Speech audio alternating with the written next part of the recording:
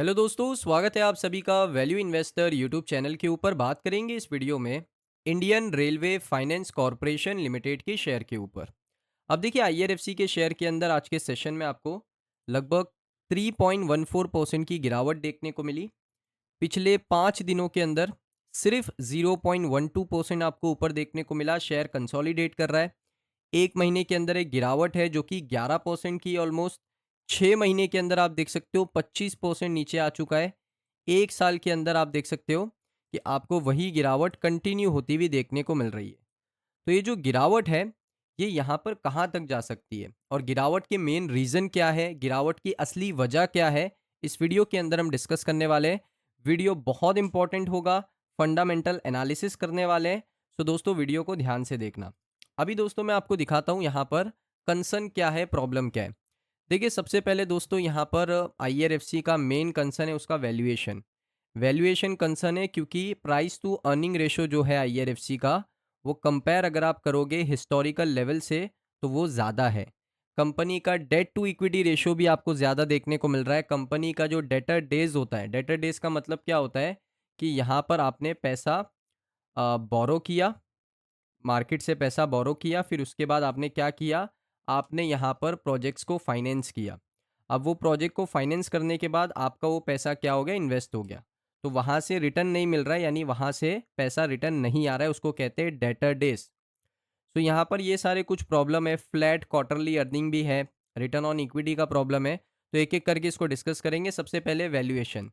Valuation का concern क्या है कि एज ऑफ मार्च 2026, ध्यान से देखिए, मार्च 2026 अगर आप देखोगे तो आईआरएफसी ट्रेड कर रहा है हाई प्रीमियम वैल्यूएशन के ऊपर, जिसका पी रेशियो आप देख सकते हो 17 से लेकर 23 तक का है।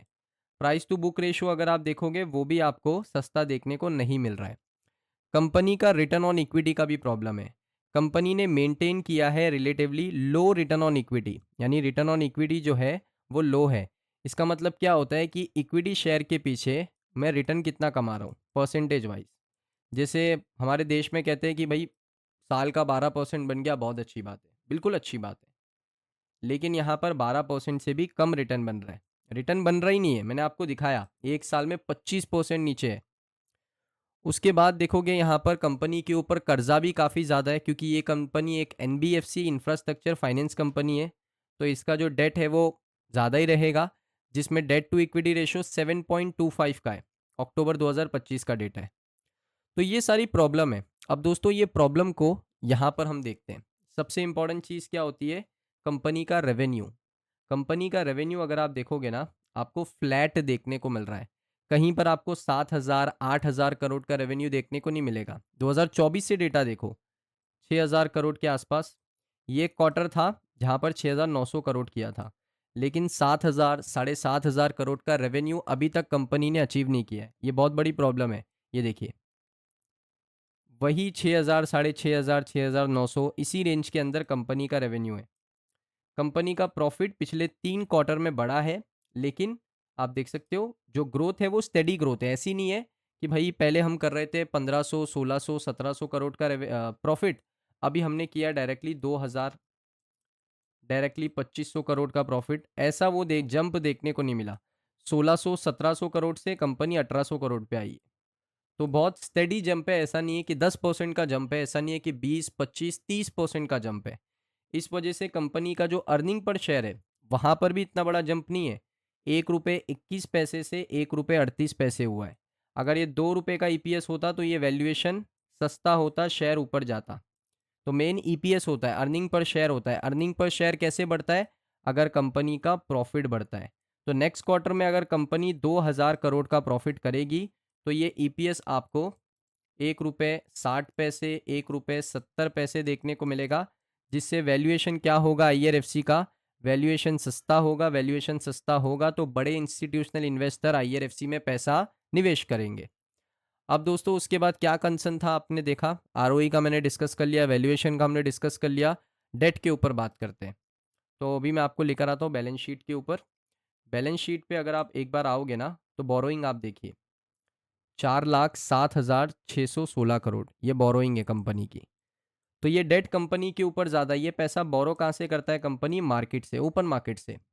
इसमें होता है कि भाई डोमेस्टिक मार्केट से भी पैसा बोरो किया जाता है, इंटरनेशनल मार्केट से भी पैसा बोरो किया जाता है। ये पैसा बोरो करने के बाद आईआरएफसी क्या करता है, इसको प्रोजेक्ट्स के अंदर फाइनेंस करता है। फिर उनको क्या मिलता है, उनको यहाँ पर रेट ऑफ इंटरेस्ट मिलता है।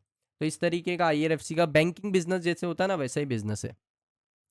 उसके बाद ये डेट की हमने बात कर ली। अब दोस्तों और कंसर्न क्या है, आईआरएफसी का ओएफएस का प्रेशर भी था, क्योंकि अभी ओएफएस आया तो उस वजह से शेयर बहुत सस्ते दामों पर ओएफएस में आपको देखने को मिला।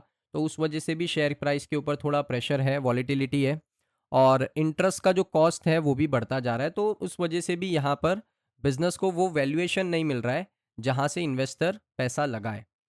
अब दोस्तों एक इम्पॉर्टेंट चीज़ यहाँ पर मैं आपको दिखाता हूँ, बड़ी इंपॉर्टेंट चीज़ है, जो कि यहाँ पर इनसाइट क्या है।